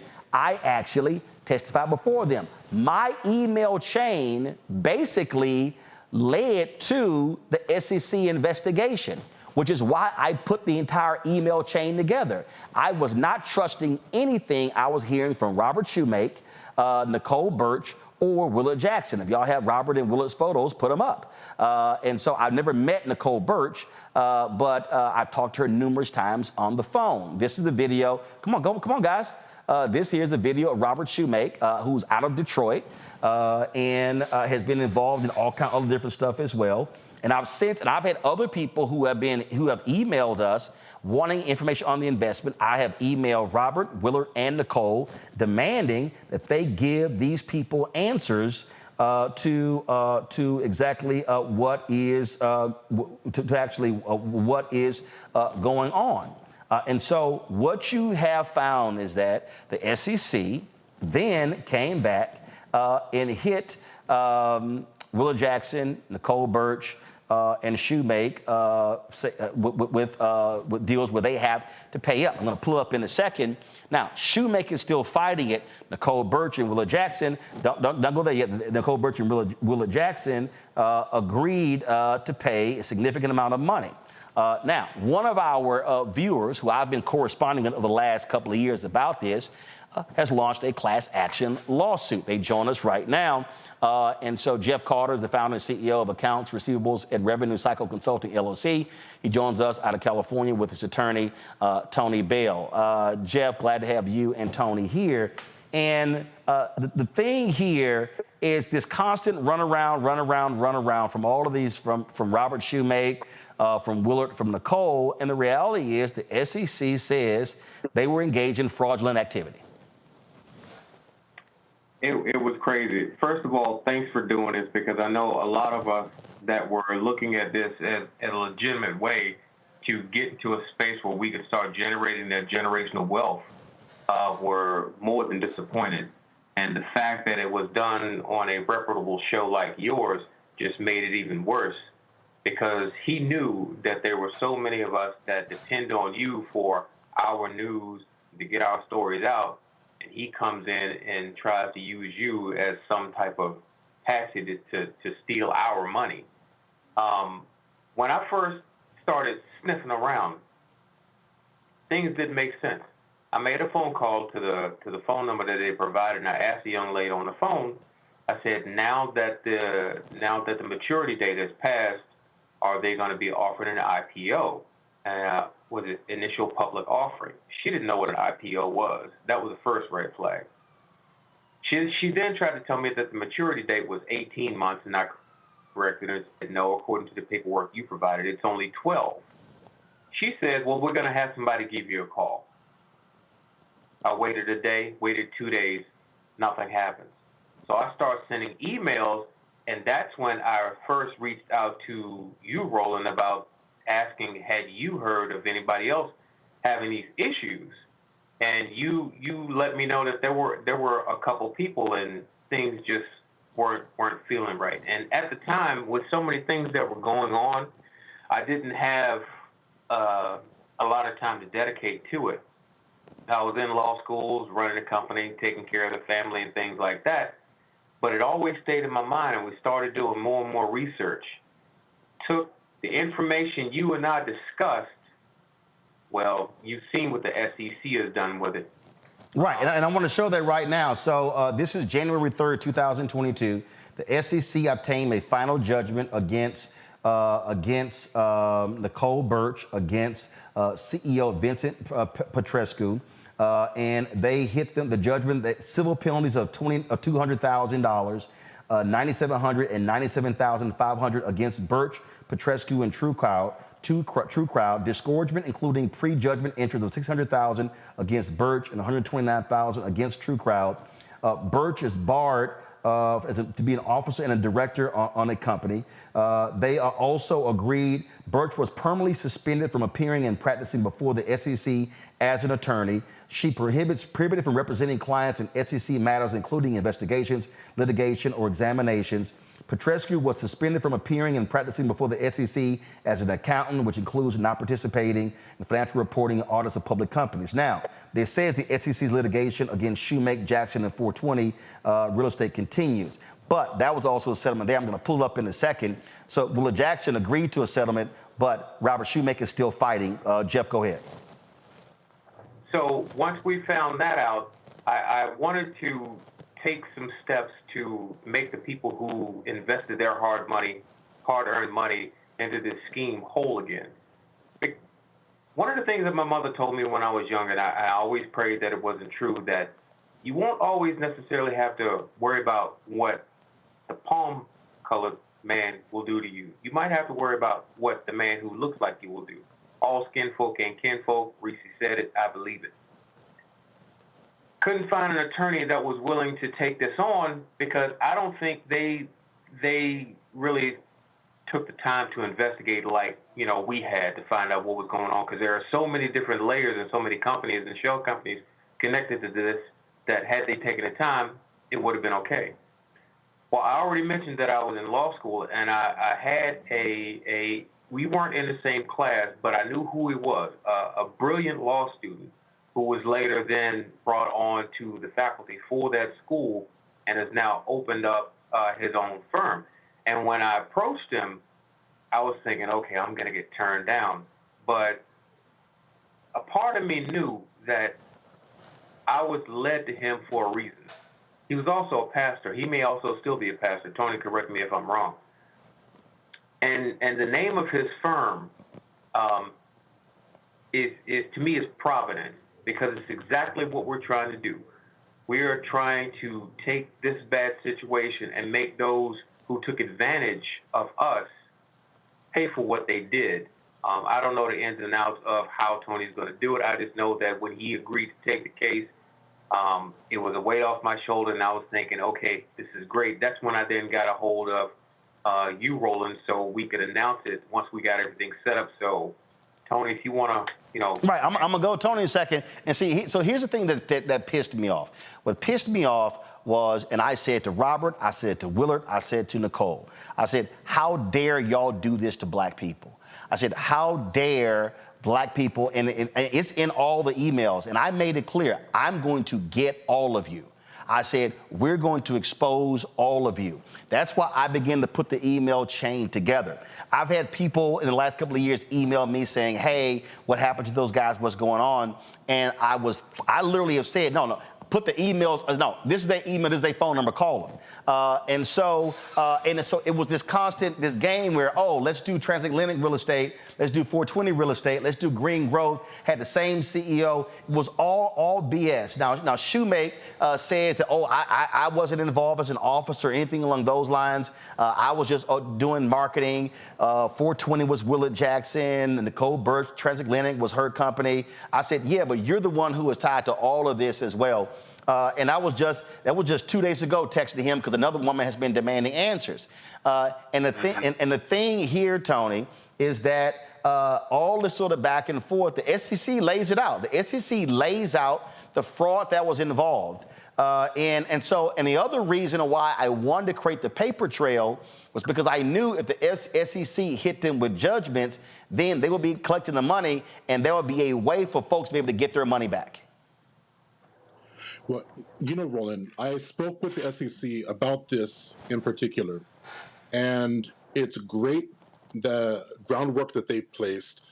They laid a strong foundation of informing the public of exactly what these guys were doing, and they even got some orders. According to the SEC, they haven't seen very much of that money paid to them, and they also made it clear that the money that is coming in from the disgorgements is not necessarily going to be seen by the victims. That money is going to go to pay some fines and things at the SEC. And then they said if there's anything that is left over, then at that point, they're going to see about how to get money to the people. And so this is what is so offensive to me, because here we have a couple of thousand families who have worked so hard to try to overcome financial barriers and to try to create a legacy for their families in the society that is so repressive of Black and brown families. And so these people have worked hard. They get together some money, maybe a few $100s, and then they decide, well, we are going to invest just a little bit so that we can hopefully create a better future for our families. Yeah, because their whole here was their whole deal. We're going to use this money to buy land, cannabis projects, and then eventually take these companies public. Folks will be able to own stock. It was all this sort of back and forth. And then again, and when the lies, it was just lie. And like the tipping point literally was this here. The tipping point was when Robert Shoemake tried to get me to start doing a third crowd fund to pay what he owed from the second crowd fund. And I was like, you are out of your damn mind. I could show you all the text messages where I cussed his ass out. But I was like, ain't no way in the hell that's gonna happen. And then and then that's when the whole deal was, there's this other company, Green Growth, and he sends me to get on a call with the COO. I find out that's his sister. It was all kind of BS. And that's when I said, I'm gonna bust all y'all asses. Thank you. Thank you. And because it's not fair to the thousands of families, they were trying to just do something good, and these guys are the ones who victimize them even more when they should have been the ones who are supporting. So that's exactly why we're starting this class action. One, because a lot of the disgorgements from the SEC, if they even receive that money, is not going to be seen by these families. And it's only fair that these families get recompensed for the damages that they've experienced. So if there's somebody out there who's watching and listening and they were part of this, how do they want to be a part of this class action lawsuit, what must they do?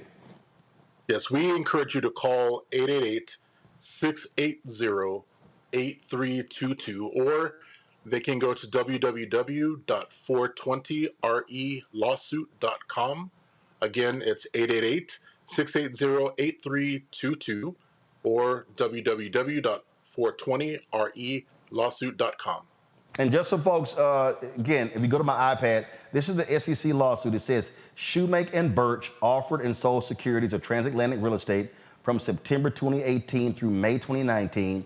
Shoemake and Willard Jackson offered and sold securities of 420 real estate from May 2019 through June 2020. It says right here, Shoemake was the driving force behind both offerings, but he kept his participation secret in order to hide a past criminal conviction arising from a mortgage fraud scheme. Shoemake convinced Birch to act as the chief executive officer and sole member of Transatlantic Real Estate, and convinced Jackson to act in the same roles for 420. And so it lays out here how they did it. And it says they diverted hundreds of thousands of dollars from the offerings proceeds for their personal benefit. None of the money raised in either offering was used to acquire or improve cannabis real estate. None of the investors in either crowdfunding offering has received any return on their investment, and few investors have recovered any of the funds that they invested. And so I made it clear. And so for folks to understand, again, this was all a buildup. It was going for the SEC, testifying, putting all this stuff together. But I knew when they kept lying to me in early 2021, and when I began to put that email chain together, and what was fascinating, all these fools were actually answering. And so I started linking the paymaster. I literally went through all of the board members and started adding their emails. And I'm telling you, if y'all see this here, it was hilarious as I was just going through. And I'm talking about, this was an entire weekend. They pissed me off so much. I was hitting them the entire weekend, and even to the point of who the paymaster was, and then he responded. Then that was a guy who Shoemake claimed did an audit of their books, and the guy was like, no, I wouldn't even accept their packages. This thing went on and on and on, just laid it out like you might see in here, folks. You might see in here where, go to my iPad, where I sat here and said, Parsons, I searched Parsons' name on Twitter, came across one of your shareholders. She goes by the name of Magika Alpha. She's been asking a number of questions, is documented from October 19th, 2019, listing Nicole Birch as the CEO of Banji. I said, then that was an investor call on February 6, 2020. Parsons mentioned a $15 million offering needs to be approved by the SEC. Listed all this sort of stuff. Well, we now know Nicole Birch, who I talked to directly, who was like, Roland, these people are going to get their money back. Nicole, you lied. Nicole Birch, you're a liar. Now, here's the deal. I can't show her face because I've never met her, and so I don't know if the photo that we have of Nicole Birch, B-I-R-C-H, is correct, but I made it perfectly clear I was going to out her trifling ass. Show the video again of Robert Shoemake, and yes, Robert Shoemake is an alpha. He can absolutely go to hell, too, and so I said I'm going to call him out as well and put him out there, show the photo of Willard Jackson, pull up Willard's photo. Willard, of course, ran Ebony Magazine. We dealt with Willard again. And like I said, Matthew Knowles was on the board. They took $100,000 of Matthew Knowles' money, and Matthew Knowles never got that money back. And so this here is Willard Jackson. And so I've made it clear to all of them that I was going to do this story. And they were like, oh, they've been trying, oh man, don't go there yet. No, the reality is y'all screwed black people. And again, Birch and Willard Jackson have settled. Shoemake is still fighting, claims that all charges were dismissed. Jeff, you say that's not true? No, it's not true. As a matter of fact, the SEC has plans on the PACER website, which is a public access to court electronic records. They show it, and Roland, if you have it, I sent it to you in a text, that they have future dates set up for appearances. They already have a date scheduled for the trial in 2025. So if he thinks that this is somehow dismissed, he must be smoking what he was supposed to be growing. And he not only messed with your company, what was it, the 420 real estate lady in Colorado. Yeah. So that was the same name of the company. And matter of fact, she had sent me an email. And I was like, you need to hit them folks. Yep. And what was it? He sent you a response to my request for money that, oh, well, have him call this number. Well, I responded that the number didn't work. Then he says, provide his banking information and I'll give him a refund. I'm thinking, you must really be smoking that really good kush. Because if you think I'm giving you my bank account information, you're the damn fool. You done already ripped me off, several thousand other brothers and sisters off who are just trying to, get into a space where we can generate some generational wealth. And you want me to do this? No. Enough was enough. Tony was good enough to come in and say, I want to come on board. I think this is a good cause. I think we can help a whole lot of people and make these people actually pay. Now, Shoemake also has another lawsuit out there. The viewers may have seen that flag he was flying a few moments ago, something about a church. He's been sued by the city of Detroit. They locked his church. His sacraments are psychedelic mushrooms. He's now calling himself a shamu. Yeah. He's supposedly a shaman now, and his name is Jaffa, Samuel Jaffa, or something like that. Look, I don't know what type of child. Yeah, Shaman Bobby Shoe. Yeah, okay. And he's actually following me on Instagram. You're not gonna get a follow back. He needs to go back. We need to go back to old school. He needs his ass whooped. I mean, with a racetrack, with an ironing cord, something. Because this boy is just completely out of pocket. And I do believe that the way Tony's going to be taking this, that there will be some recompense for people who were actually harmed. This won't be one of those things where, you sign up for it and you're forgotten. That's not going to happen. We've been tracking this thing since, like Roland said, 2019. We're not going to stop until this comes to a resolution that everybody can live with.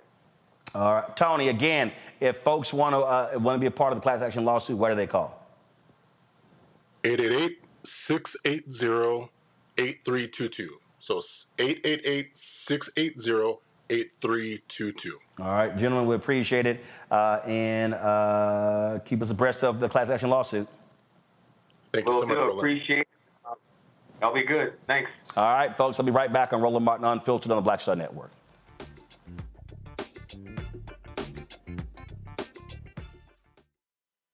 On the next, A Balanced Life with me, Dr. Jackie. Just who do you think you are? And maybe more importantly, who is it that you think you're trying to please? The answer to that second question is really wrapped up in the first. Think about that. Being the true, authentic you, no matter the circumstance. But we learn the art of forgiveness, not only of forgiving one another, but forgiving ourselves.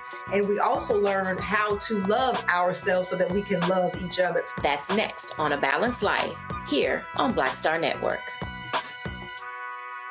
On the next Get Wealthy with me, Deborah Owens, America's Wealth Coach, we're talking about the difficulty of being able to acquire wealth for Black Americans. My guest, Emily Flitter, is the author of The White Wall: How Big Finance is Bankrupting Black Americans. The bad stuff that you feel when you're dealing with the financial services industry is not your fault. It's not your fault, and you don't deserve to be treated like this. That's right here on Get Wealthy, only on Black Star Network.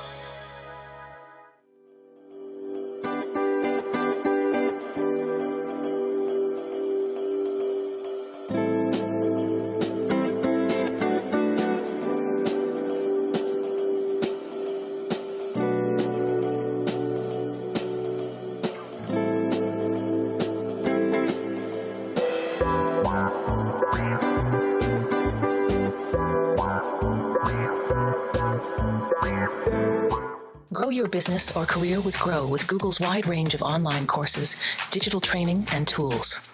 Gain in-demand job skills with flexible online training programs designed to put you on the fast track to jobs in high-growth fields. No experience is necessary. Learn at your own pace. Complete the online certificate program on your own terms.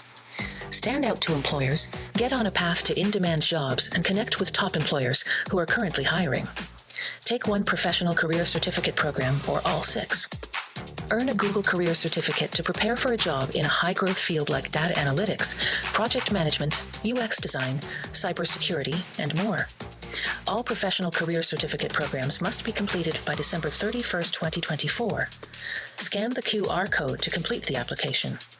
There are 1,000 scholarships available. Grow with Google and J. Hood and Associates. Be job ready and qualify for in-demand jobs.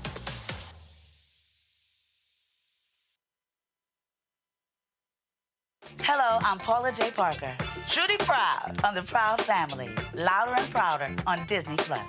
And you're watching Roland Martin, Unfiltered.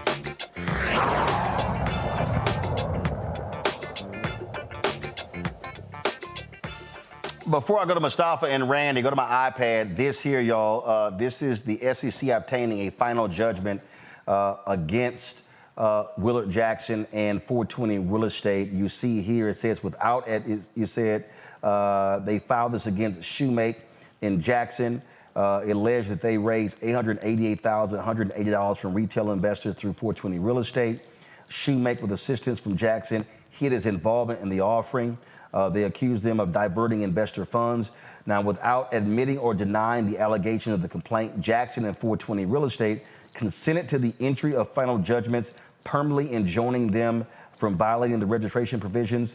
Jackson agreed to a civil penalty of $360,000, disgorgement, including prejudgment interest of $306,913, and $477,000 against 420 Real Estate, as well as them. So they obtained, it says the SEC previously obtained final judgments against defendants True Crowd, Vincent Petrescu, and Nicole Birch. The SEC litigation continues against Robert Shoemake.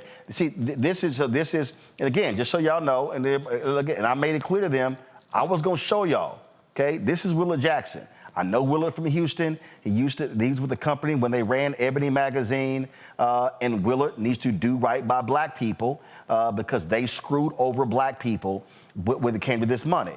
Show Robert Shoemake. Robert, I told you directly, even as of 2 days ago, y'all need to do right by black people and stop playing games with black people. And y'all need to sit here and pay them the money that y'all actually, how y'all abuse black people. And that's what really pisses me the most off here, Mustafa. These were black people who they were targeting, and these are black people who did it, and shame on them. Yeah, no, I'm right there with you. I mean, we know how difficult it is in our communities to be able to build wealth, build generational wealth, to have our own, defrauding folks inside of our community is just unacceptable. And, I hope that the full letter of the law plays out. Well, I hope that everybody who invested gets their money back. And I hope that this also doesn't put a bad taste in people's mouth about making investments. We have to do our due diligence to the best of our ability when researching companies or, future opportunities.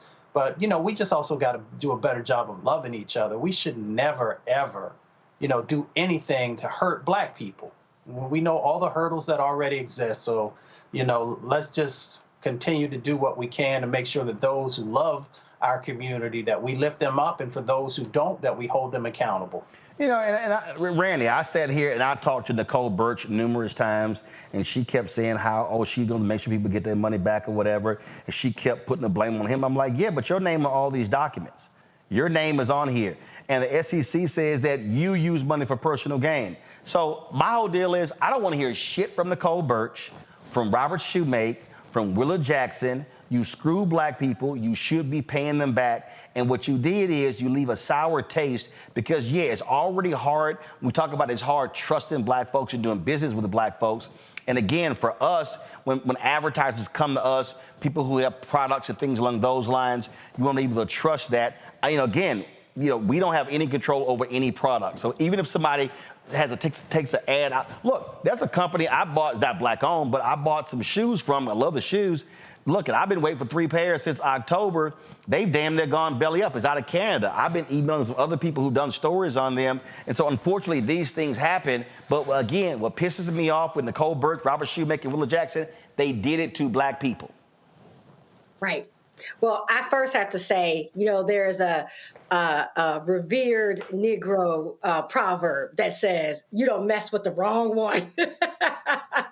And they messed with the wrong one, Roland, when they dealt with you and tried to get over you. So I'm very thankful that you are, watching this and bringing it to light because, I'm with you. I'm absolutely disgusted at anybody who would take advantage of Black people, particularly as we try to build generational wealth and take risk that we're oftentimes not comfortable with taking.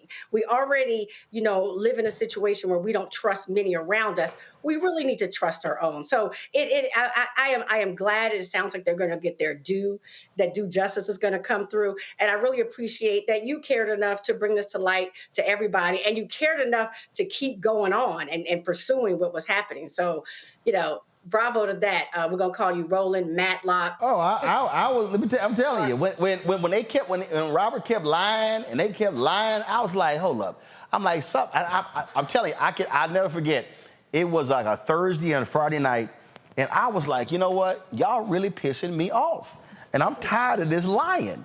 And so I grabbed my laptop. And I started, and I'm telling you, shoot, when they talk about go down a rabbit hole, I went down a rabbit hole and I was pulling everybody up. And I started adding folks to the emails, and I knew, I'm telling you, I knew as I was doing it. I knew, and I said it. I said, you know what? I think this is fraud. And I said, and the only way to deal with fraud is I gotta create a paper trail. And so that's why I started. So that whole email chain. And I'm telling you, in fact, one of my lawyers, when we testified for the SEC, we were preparing, he said, he used to work for the SEC. He said, shit, I wish you were one of my investigators. He said, when I saw that email chain, he was like, damn, you went after everybody. Because I wanted everybody on record. And the crazy thing is, they were all talking. So the SEC was able to use their actual words against them to get this judgment. So, yeah, and I ain't done. I'm gonna keep pressing, and I'm telling you right now, don't let me cross any of these people publicly. I'm just letting y'all know right now, if y'all don't like curse words, go ahead and keep moving, cause I'm gonna cuss them smooth the hell out, all 3 of them. All 3. I'm just letting them know, right? If they see me, just go to the other side of the room, cross the street, but don't even come say hi, because I'm telling you, it ain't gonna go well. Yeah, do us a favor and film it. I don't know if we can film that thing, but they gonna get lit, and I'm just not playing this game with them. And like I say, and Willa's like, well, I ain't know that was Rob. No, damn all that. I saw.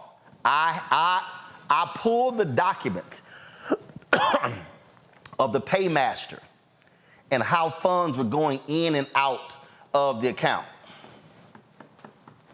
I pulled those documents. They had the wrong one. You can't lie to me. You can't lie to me. I don't want to hear it. So they busted. And so what we're going to do is we're going to actually create a graphic, and we'll do that. So we'll remind folks if they want to participate in the class action lawsuit, what phone number to call. I had other stuff I wanted to get to.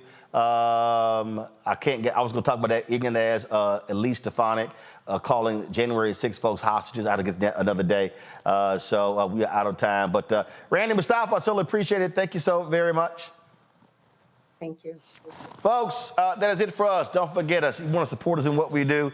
Look, we out here trying to do what's right for our people, covering the stories that matter. But if you out here screwing black people and you're talking down on black people and doing wrong, we gonna bust you out. I got another story that I'm working on about a lawyer who's getting a lot of money off of a settlement but had some foul stuff to say about black folks on the podcast. So I'll let you know when I roll out with that story. But trust me, we're working on that as we speak. So be sure to check us out. All right, folks, you want to join our Bring the Fuck fan club, send your check and money, go to the P.O. Box 57196, Washington, D.C. 20037-0196. Cash App is $RM Unfiltered. PayPal are Martin Unfiltered. Venmo is RM Unfiltered. Zelle, Roland at RolandSMartin.com. Roland at RolandMartinUnfiltered.com. You also, of course, can download the Black Star Network app, Apple phone, Android phone, Apple TV, Android TV, Roku, Amazon Fire TV, Xbox One, Samsung Smart TV. And be sure to, of course, watch our 24-hour streaming channel on Plex TV, on Amazon Freevee, on Prime Video. You can also watch us on Amazon News. Go to Amazon Fire and check it out. All right, folks. I'll see you tomorrow right here on Roland Martin Unfiltered. Holla! Black Star Network is here. Oh, no punch! I'm real revolutionary right now. Thank you for being the voice of Black America. All momentum we have now, we have to keep this going. The video looks phenomenal. See, there's a difference between Black Star Network and black-owned media and something like CNN. You can't be black-owned media and be scared. It's time to be smart. Bring your eyeballs home. You dig?